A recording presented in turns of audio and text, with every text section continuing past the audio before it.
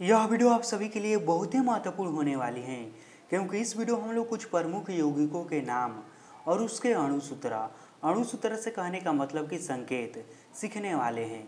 देखिए, आप लोग भी रसायन विज्ञान में इस तरह से अधिकांश सूत्र देखे होंगे, लेकिन इन सभी सूत्र का हम नाम नहीं जानते हैं कि यहाँ पर जैसे कि लिखा है CO2, तो इसे हम क्या पढ़ेंगे और इसका नाम क्या है।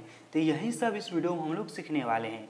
तो चलिए इस वीडियो को हम शुरू करते हैं। तो देखिए, यहाँ पर पहला यौगिक है कार्बन डाइऑक्साइड और इसका संकेत होता है CO2। जी हाँ, अब इस तरह से कहीं पर भी CO2 लिखा रहेगा ना, तो यह समझ जाइएगा कि यह क्या लिखा है। तो यह लिखा है कार्बन डाइऑक्साइड। तो पहला क्या है, पहला है कार्बन डाइऑक्साइड और इसका अणुसूत्र या संकेत क्या होता है, तो यह होता है CO2। दूसरा है कार्बन मोनोऑक्साइड और इसका अणुसूत्र होता है CO। दूसरा क्या है, तो यह है कार्बन मोनोऑक्साइड और इसका अणुसूत्र होता है CO। उसके बाद अगला है फास्फीन। क्या है, तो अगला है फास्फीन और इसका अणुसूत्र क्या होता है, तो इसका अणुसूत्र होता है PH3। फास्फीन का अणुसूत्र क्या होता है, तो इसका होता है PH3। उसके बाद अगला है अमोनिया। तो अमोनिया का अणुसूत्र क्या होता है, तो यह होता है NH3। और हाँ देखिए, यहाँ पर जिस तरह से सजा कर लिखा गया है ना, आप भी उसी तरह से लिखिएगा, यदि लिखना होगा तो। कहने का मतलब कि यहाँ पर देखिए, यहाँ पर N बड़ा में है, H बड़ा में है और 3 जो है इसके नीचे में लिखा गया है। तो इसी तरह से आप भी लिखिएगा। तो यह मुख्य रूप से यह भी ध्यान दीजिएगा कि इसके संकेत में कौन अक्षर बड़ा में है।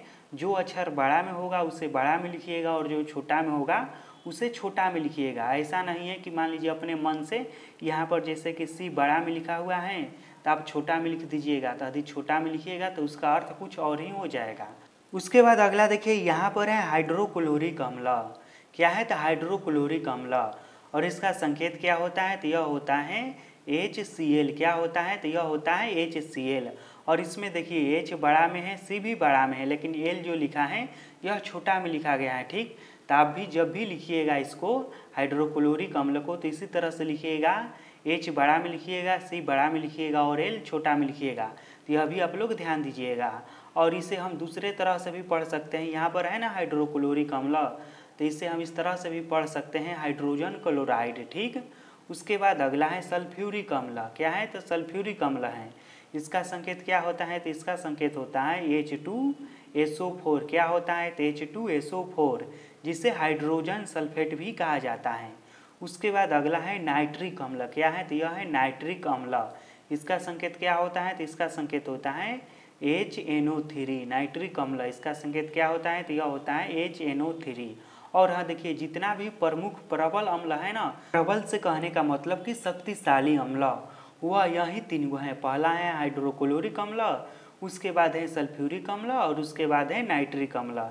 यह 3 जो अम्ल है ना, यह बहुत ही प्रबल अम्ल होता है, शक्तिशाली अम्ल होता है।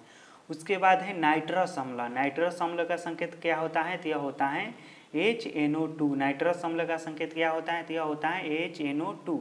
उसके बाद क्या है, तो इसके बाद है फास्फोरिक अम्ल। क्या है, फास्फोरिक अम्ल। इसका संकेत क्या होता है, यह होता है H3PO4।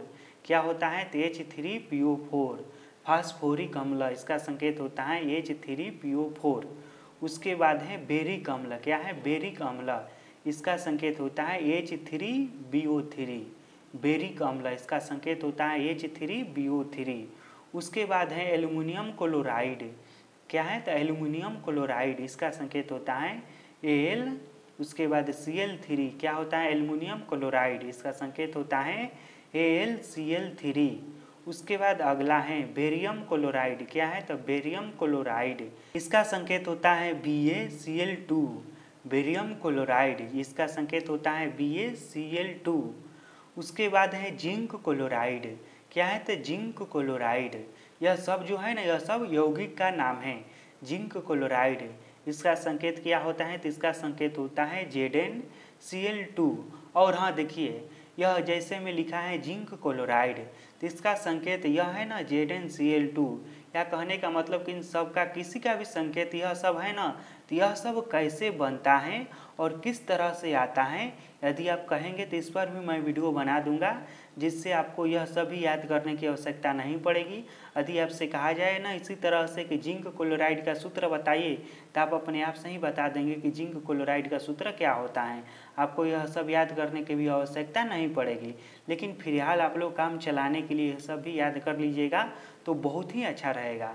उसके बाद अगला क्या है, तो अगला है कैल्शियम क्लोराइड। इसका संकेत क्या होता है, तो इसका संकेत होता है CaCl2। कैल्शियम क्लोराइड, इसका संकेत होता है CaCl2। उसके बाद है मैग्नीशियम क्लोराइड। क्या है, तो यह है मैग्नीशियम क्लोराइड। इसका संकेत होता है MgCl2। क्या होता है, तो MgCl2। उसके बाद है अमोनियम क्लोराइड। तो अमोनियम क्लोराइड का संकेत क्या होता है, तो यह होता है NH4Cl। क्या होता है, तो NH4Cl। उसके बाद है पोटेशियम क्लोराइड। क्या है, तो पोटेशियम क्लोराइड। इसका संकेत होता है KCl।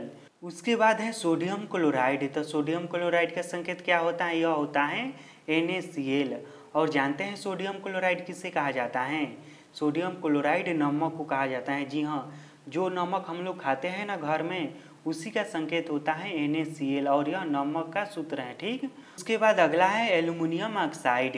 तो एल्युमिनियम ऑक्साइड का सूत्र क्या होता है, यह होता है Al2O3। एल्युमिनियम ऑक्साइड का सूत्र क्या होता है, तो यह होता है Al2O3। इसके बाद है डाई नाइट्रोजन ट्राई ऑक्साइड। क्या है, तो डाई नाइट्रोजन ट्राई ऑक्साइड और इसका सूत्र क्या है, तो यह है N2O3।